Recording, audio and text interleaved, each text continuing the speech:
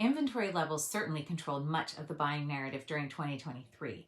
The initial belief that the market would become more normalized was fueled by an uptick in the number of new listings entering the market during the first quarter of 2023, creating significantly higher inventory levels compared to 2022.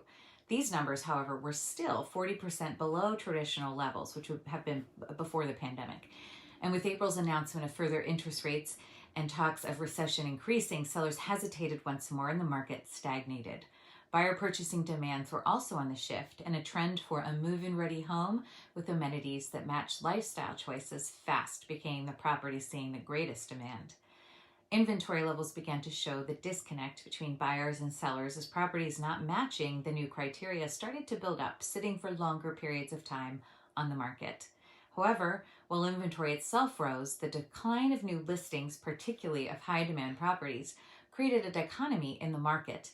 Perception and reality are rarely in sync, but by September, the luxury market showed signs of an uptick in the right type of inventory entering the market. Sellers were adjusting to meet buyer preferences.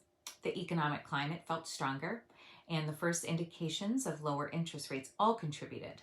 The result was a last quarter of 2023 with increased new and existing inventory levels and more sales when compared to the same quarter in 2022.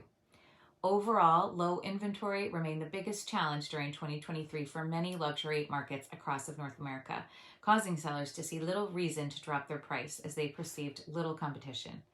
Inventory, especially new inventory, is critical in the luxury real estate market.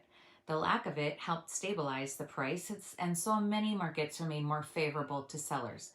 Pricing at the end of 2023 was still, for the most part, controlled by lower than average inventory levels. Even though there was an uptick in properties listed for sale in the last quarter, pent-up demand has, for the most part, offset any negative impacts on the value of homes. Most analysts and economists predict, according to a report from Norada Real Estate Investments, that over the next 5 years, prices will remain either flat or will only experience a modest decline. Paired with more robust lending standards, no one anticipates a similar price crash to the one that occurred in 2008.